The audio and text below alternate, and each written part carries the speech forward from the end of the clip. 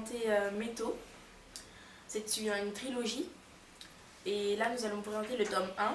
Et c'est Yves Grevet qui l'a écrit. C'est les éditions Syros. Alors, c'est l'histoire de jeunes garçons, que des garçons, qui vivent dans une maison à part du reste du monde et qui savent pas ce qui les attendra dehors.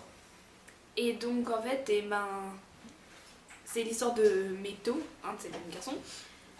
Et en fait, il est vachement curieux, il est pas comme les autres, il obéit aux règles, après c'est tout, il fait que ce qu'on lui demande et puis voilà. En fait, lui, il veut savoir ce qui se passe, il est vraiment intéressé par ce qu'il y aura après et tout, donc du coup, il va s'embarquer dans des choses dangereuses et tout. Voilà. Et en fait, ce qu'il y a dans Métaux, c'est que Métaux n'est pas le vrai nom de Métaux.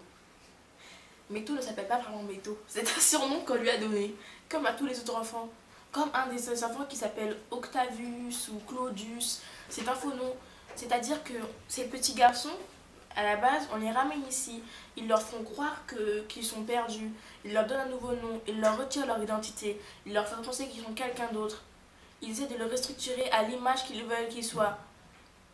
Pour en faire quoi, on ne sait pas. Une arme, on ne sait pas. C'est ce que Métaux va chercher à découvrir. Pourquoi ils sont ici dans cette maison? Pourquoi ils sont seuls? Il veut comprendre, il veut savoir, il veut aller sortir, il veut sortir du monde, il ne sait pas. Et en fait, on a l'impression dans ce livre que c'est la famille qui donne leur enfant comme ils donneraient une vache sacrée à un dieu ou quelque chose comme ça. Par exemple, les enfants sont c'est comme s'ils étaient sacrifiés en fait. Et Métaux va chercher à découvrir qui est sa famille, quel est son vrai prénom, est-ce qu'il a des frères et sœurs, est-ce que sa famille l'a fait de force ou de gré. Voilà. Donc, Métaux, en fait, c'est un livre vraiment très émouvant, on est dans la tête du personnage. Et puis, franchement, c'est trop génial, quoi.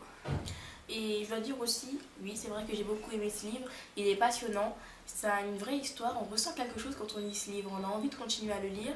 Et aussi, qu'est-ce que je voulais dire déjà? Je vous conseille de ne pas lire le synopsis qu'il y a derrière parce que ça va gâcher un peu l'histoire. Voilà, si ce n'est que ça. Et continuez à le lire, hein, surtout, si vous lisez le premier.